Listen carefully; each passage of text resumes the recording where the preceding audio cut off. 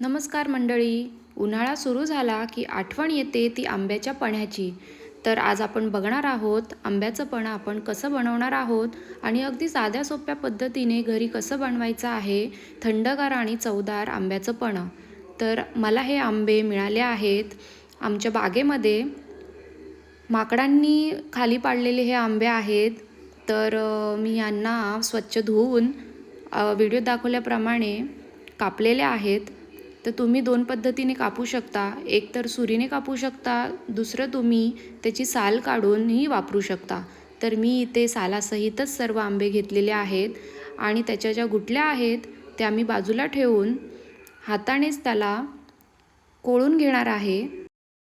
कच्च्या आंब्याचं पन्हं बनवण्याची पारंपरिक पद्धत, पन्ह्यात कोणते मसाले घालायचे, पुदिना आणि जिरं याचा कसा वापर करायचा आणि पन्हं घट्ट आणि कॉन्सन्ट्रेट करून ठेवायची सोपी पद्धत मी तुम्हाला या व्हिडिओमध्ये दाखवणार आहे.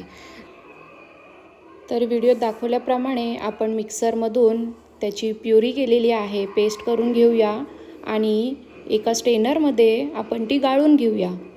गाळून झाल्यानंतर जो पल्प मिळणार त्याच्यामध्ये आपण ज्या गुठल्या ठेवल्या होत्या त्या हातानेच आपण कोळून घेऊया आणि कोळून झाल्यानंतर एका कढाईमध्ये ट्रान्सफर करून ती कढाई गॅसवर ठेवून मीडियम गॅसवर आपण त्याला ढवळत राहूया.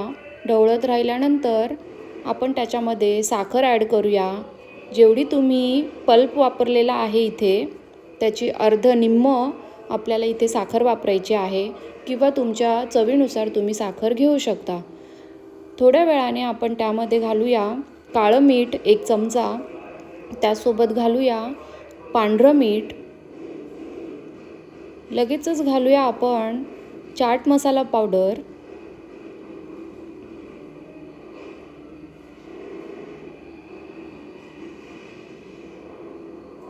काळी मिरी पावडर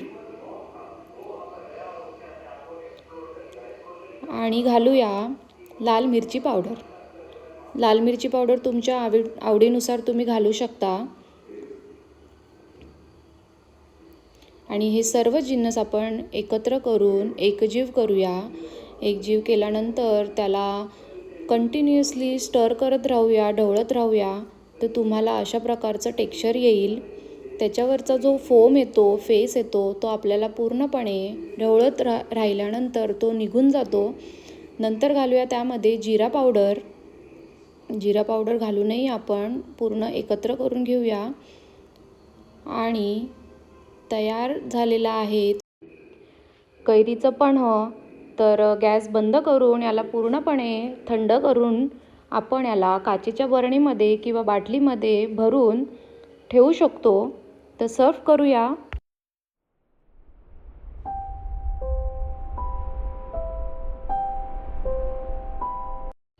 तर पुदिना घेऊन त्याला हातानेच कुस्करून आपण ग्लासमध्ये टाकून घेऊया आणि त्यावर घालूया बनवलेलं पन्हं.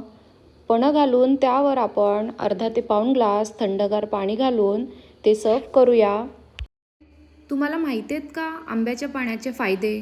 तर उन्हाळ्यात शरीरातील पाण्याची पातळी राखतं, उष्माघातापासून संरक्षण करतं, पचनशक्ती सुधारतं आणि शरीराला थंडावा देतं. हे म्हणजेच कैरी आणि आंब्याचं पन्हं. तर व्हिडिओ आवडला असल्यास लाईक करा, कमेंट करा आणि सबस्क्राईब करायला मात्र विसरू नका. अशा नवनवीन रेसिपीसह आपण पुन्हा भेटूया. धन्यवाद.